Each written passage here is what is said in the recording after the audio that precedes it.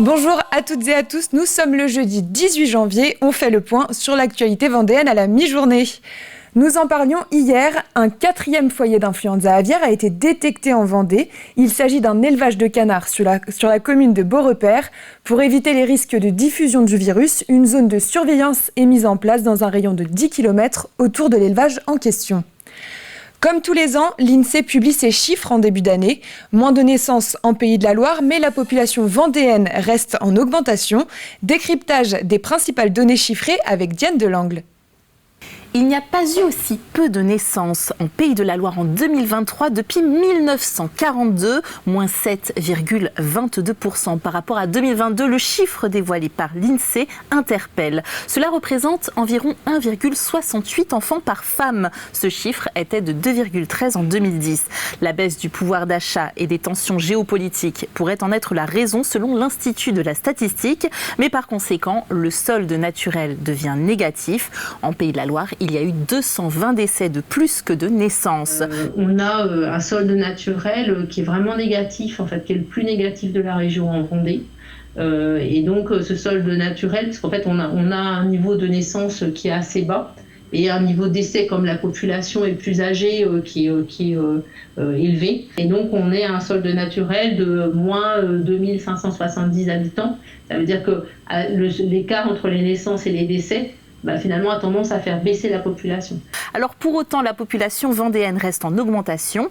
L'INSEE compte 699 459 habitants en 2021. C'est plus de 30 000 de plus qu'il y a 5 ans. Une augmentation due au solde migratoire. La Vendée reste bien évidemment très attractive. Le taux de croissance annuel moyen est de 0,8%. La Roche-sur-Yon, évidemment, reste la ville la plus peuplée du département avec 54 952 000 habitants en 2021.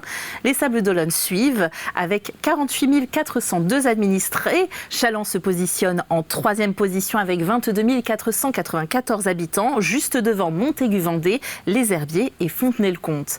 Avec 13 407 habitants, cette dernière est pourtant en perte de vitesse, moins 0,2%, soit 28 habitants de moins chaque année. C'est la seule ville du top 10 dans ce cas. Du côté des augmentations de population, la palme revient à la commune de Sainte-Foy, plus 3,4% annuel, presque 450 habitants en plus. Lui emboîte le pas Sainte-Pexine, Saint-Julien-des-Landes et Maché avec 2,8% d'augmentation. Finissons enfin cet état des lieux de la population vendéenne avec 2 chiffres. 80,3 ans, c'est l'espérance de vie moyenne d'un homme en Pays de la Loire qui dépasse les 80 ans tout pile de la moyenne nationale. Les Ligériennes, elles, vivent en moyenne jusqu'à 86,2 années. Elle touche près d'1 million de personnes en France. L'Alzheimer, cette maladie neurodégénérative, est un défi pour le système de santé et de recherche. Pour mieux la comprendre, un spectacle a été présenté aux Achars à l'initiative de l'ADMR à destination des aidants, intitulé « Le mystère d'Aloïs », du prénom de la personne qui a découvert la maladie d'Alzheimer. Il permet de plonger les participants dans la réalité d'une personne malade. Reportage d'Alix Lanos. Les maladies neurodégénératives sont, comme tout le monde le sait, des maladies aphaso-apraxo-agnosomnésiques. Je vous jure, on avait dit simple déjà tout à l'heure, parce que là... Alors ça, on a des symptômes. Dès le début du spectacle, le ton est donné. Invité par la Fédération ADMR de Vendée, c'est avec humour que le duo de la conférence spectacle Le mystère d'Aloïs aborde le délicat et dramatique sujet des maladies neurodégénératives avec un objectif bien précis. De mieux comprendre ce que vit la personne que l'on accompagne qui est atteinte de maladies neurodégénératives au quotidien, comprendre ses troubles et ressentir les symptômes, comprendre ce qu'elle vit intérieurement dans sa réalité. Pour ça, Stéphane Molitor, formateur et spécialiste du sujet, utilise des techniques de psychologie sociale et de mentalisme. Il invite des personnes du public à monter sur scène et les soumet à des petits tests afin de les mettre dans la peau d'une personne malade.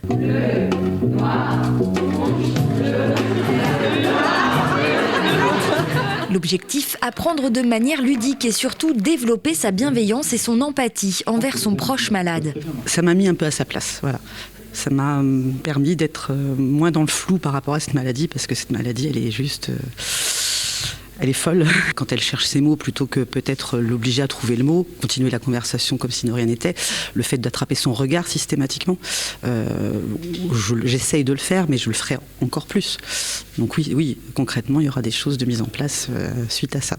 Le spectacle suscitant des interrogations, le public a ensuite pu échanger avec une psychologue du Nid des aidants et des associations présentes sur place. C'est vraiment un temps de rencontre avec la population qui peut avoir besoin, présentement ou un jour, surtout quand la maladie évolue et que des troubles sont un peu compliqués à gérer, que à la fois la personne malade et son aidant n'osent pas trop que d'autres voient. Une après-midi riche d'informations et de rencontres pour essayer d'accompagner les aidants dans le tourbillon de la maladie neurodégénérative, des maladies pour lesquelles il n'existe à ce jour aucun traitement curatif. La semaine dernière, nous vous emmenions dans les coulisses du nouveau cinéma Le Concorde à La Roche-sur-Yon. Ça y est, nous sommes à J-1 de l'ouverture. Pour fêter le nouveau Concorde, 5 jours de festivités sont prévus avec 26 séances spéciales dont 24 avant-premières. Chaque séance est à 4 € pour l'occasion. Et côté programmation, il y en aura pour tous les goûts. On a voulu aussi que la programmation soit un peu l'image de ce qu'on fait à l'année, à savoir qu'on a des films forcément pour cinéphiles, on a des films grand public, on a des films de cinéma de genre, on a des films pour les tout petits. D'ailleurs, les tout petits là, cette année sont invités dès l'ouverture avec notamment un film pour les enfants qui ont 2 ans.